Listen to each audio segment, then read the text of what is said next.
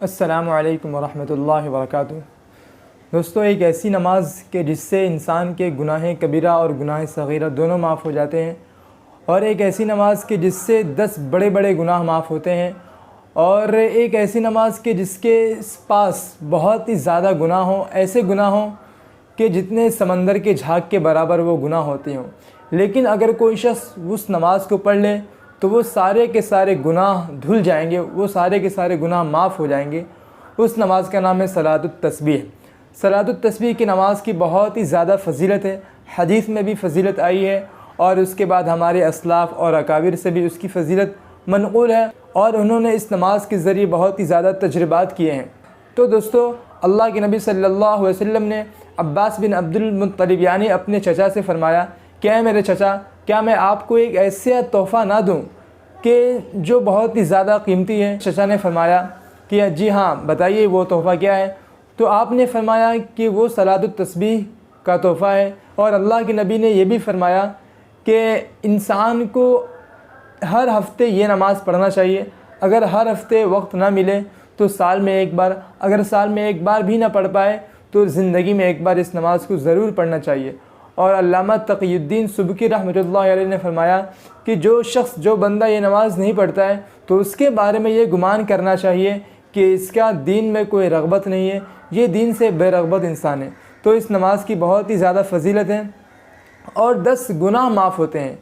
10 किस्म के गुनाह माफ़ होते हैं, छोटे गुनाह, बड़े गुनाह, फिर उसके बाद जो है वो गुनाह जो खुल कर किए गए हों, और वो गुनाह जो छुप कर किए गए हों, वो गुनाह जो बड़े हों और वो गुनाह जो छोटे हों। बहुत ही ऐसे सारे किस्में जो बड़े बड़े गुनाह, आप अभी स्क्रीन पे ये गुनाह देख रहे होंगे, ये इन किस्म के गुनाह माफ़ हो जाते हैं उस नमाज़ को पढ़ने से।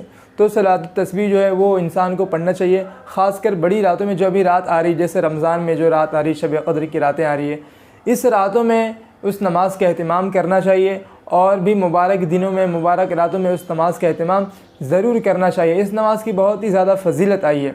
हाँ, ये नमाज़ बड़ी है, पढ़ने में वक्त लगता है, तो क्या हुआ, लेकिन इसके फ़ायदे और इसकी फ़जीलत भी बहुत ही ज़्यादा है दोस्तों। अब आइए कि उसका तरीक़ा क्या है। उस नमाज़ जो है वो नमाज़ के पढ़ने का तरीक़ा बहुत ही आसान है। सबसे पहले नियत करता हूँ मैं 4 रकात सलातुत तस्बीह पढ़ने के वास्ते अल्लाह ताला के मुँह में अल्लाहु अकबर ये कहकर आप जो नियत बांधें। फिर नियत बांधने के बाद सना पढ़े। सना पढ़ने के बाद जो है 15 मरतबा जो है आपको पढ़ना है सुबहानल्लाहि वल्हम्दुलिल्लाहि वला इलाहा इल्लल्लाहु वल्लाहु अकबर। फिर उसके बाद तआवुज़, तस्मीया, सूरह फातिहा, और सूरत पढ़ने के बाद 10 मरतबा सुबहानल्लाहि वल्हम्दुलिल्लाहि वला इलाहा इल्लल्लाहु वल्लाहु अकबर पढ़ना है। फिर रुकू में जाने के बाद सुबहान रब्बिल अज़ीम यानी रुकू की तस्बीह के बाद 10 मरतबा, फिर क़ौमा में 10 मरतबा, फिर जो है आपको पहले सजदे में 10 मरतबा, फिर दोनों सजदे के बीच में जो बैठते हैं उसमें आपको 10 मरतबा पढ़ना है।